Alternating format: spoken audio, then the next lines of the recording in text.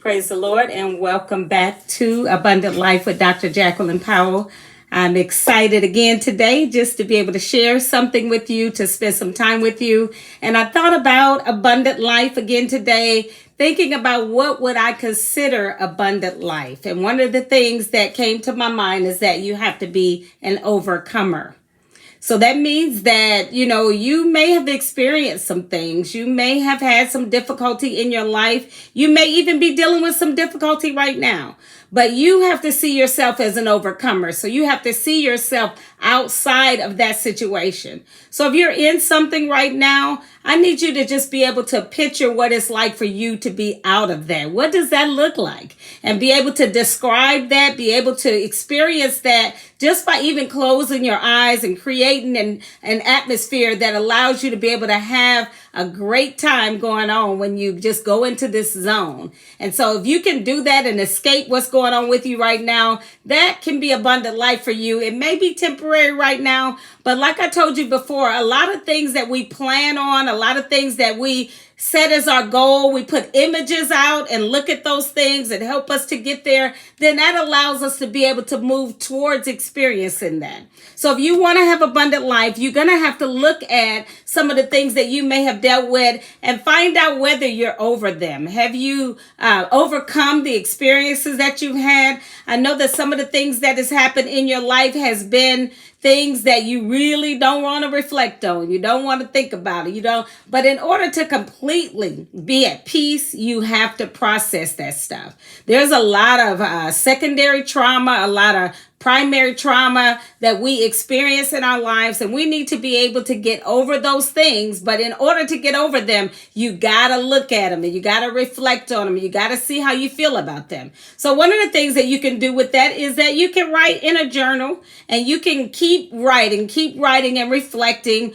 You can pray about it. You can set an appointment with a therapist and go in and be able to talk about it and go through it. But whatever it is that you do, you have to make sure that you have a goal in mind to make sure that you're able to get to that other side. Can I see myself outside of this? And so some of the things that you've experienced continues to impact everything that you're doing right now. Some of the experiences that you're having right now is really connected to what has happened to you in childhood or connected to you in maybe some traumatic experience. And so I want you to be able to understand that there is life after trauma. There is life after difficulty. And so you have to want to get out of that stuff. So do you want your mindset to change? Do you want to live a whole different view of what your life should look like? When you begin to do that, you can write down, what does it look like for me to have a great life, an abundant life?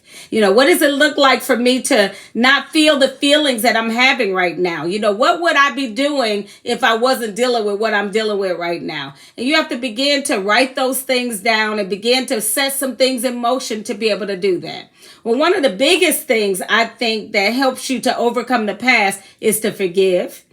We've talked about this before. You have to forgive people. You have to let them go, because it costs more for you to hang on to that than it does for you to just release it. The Lord said, vengeance is mine. So let him have it. Release it to him. It's difficult, but if you continue to repeat that you forgive that person, it will allow you to be able to have, that peace with that, and you can let that go. Other ways is to think about some of the experiences that you've had and counter those experiences by having some great experiences.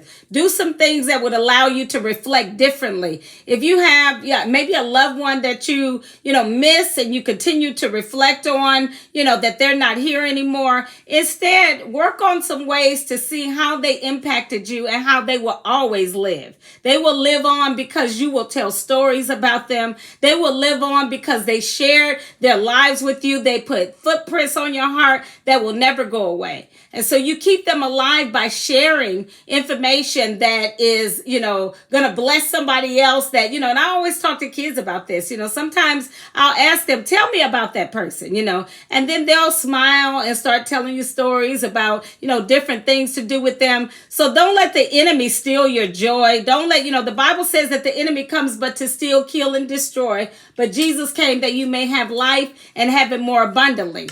So you have to begin to look at what things are stealing your joy. What is it that I'm dealing with that is causing me to not be able to enjoy my life? What is it that is causing me to stumble? And then you have to begin to just take care of those things. You have to begin to work on them. One of the things that you do in therapy is that you think about 3 things that you want to change.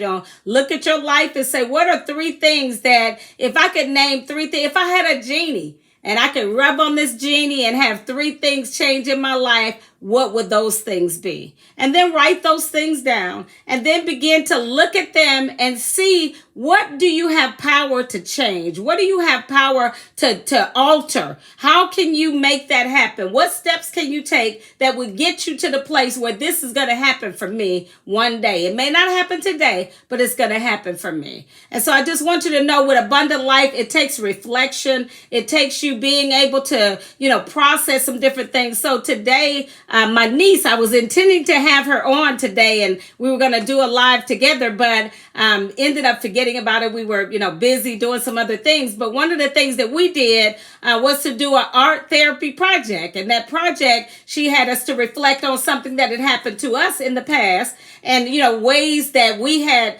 been responding to ourselves negatively. Like, how sometimes, you feel like something happened in your life and I hear people say about themselves, oh, you're just stupid. Oh, you're so ugly. You're so fat, whatever. All of the different crazy messages that we give ourselves when our mind is not in the right place, or when we've had some hurt or some difficulty that we haven't been able to get over or to process. And so she had us, pick colors and write those, use those colors and, color whatever you want to do with that. Draw an image of that person or, anything that reflects that for you, and to be able to, do some breathing and meditation. You've heard me talk about mind, body, and medicine, and how when you breathe, it allows you to be able to, change your mindset. It regulates, your heartbeat. It allows you to establish homeostasis with, just regulates everything. Your blood pressure comes down, your mental state is better,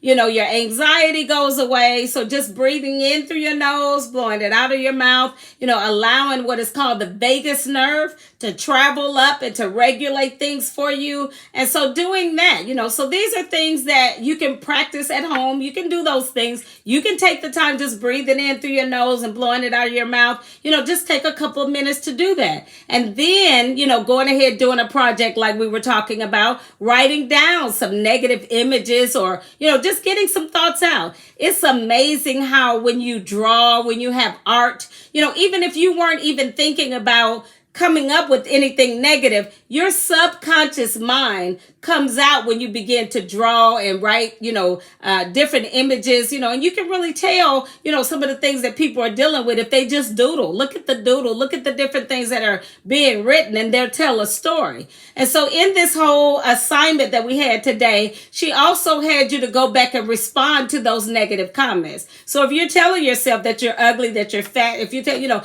then you begin to respond to that and look at it from a different frame of mind and say, you know what? I might feel like this right now, but there's something I can do about that. I can put some things in place. You respond to that negative thing that is being said to you. We do it all the time. When people say things to us that we don't like or things that we're offended by, we talk back to them. So you have to talk back to yourself. When you're thinking the wrong thing, talk back to yourself and just change that whole reflection and allow yourself to be able to get in a place where you're feeling good about yourself. And if you're not feeling good, then there's some things that you can do. You can begin right now. All right.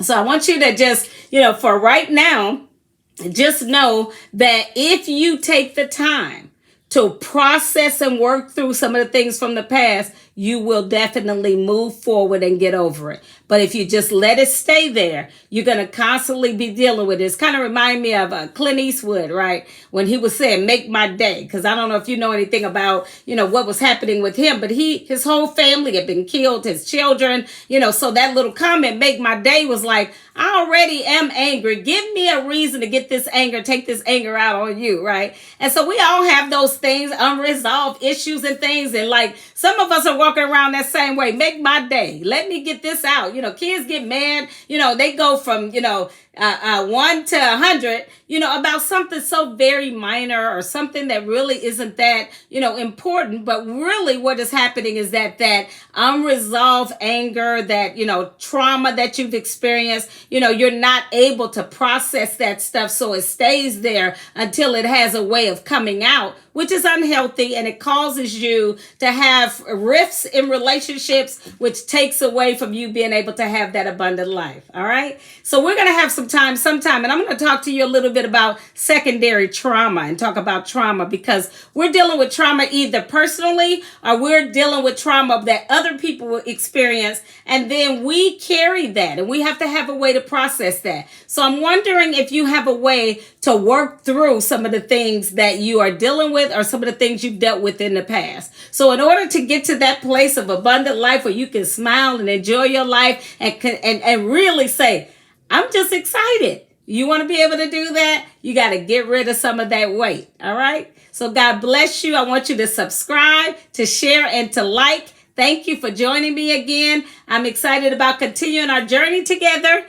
We are on day 50 something. I don't know. I'm not keeping track, but I know that we're getting on up there. And we're going to do this for at least 90 days. After that, I'm going to do my podcast, and I'll tell you when that's going to be aired, and I'll tell you how to tune in, and really look forward to you also being a part of that. And then after that, I will still come on and talk to you every now and then like this, but it won't be every day like it is right now. But anyway, God bless you. I'm excited about life. I'm excited about abundant life. I'm excited about what is happening. Your comments are blessing me. Continue to write to me. Continue to share, to like, and to subscribe. God bless you. I will see you tomorrow. Bye-bye.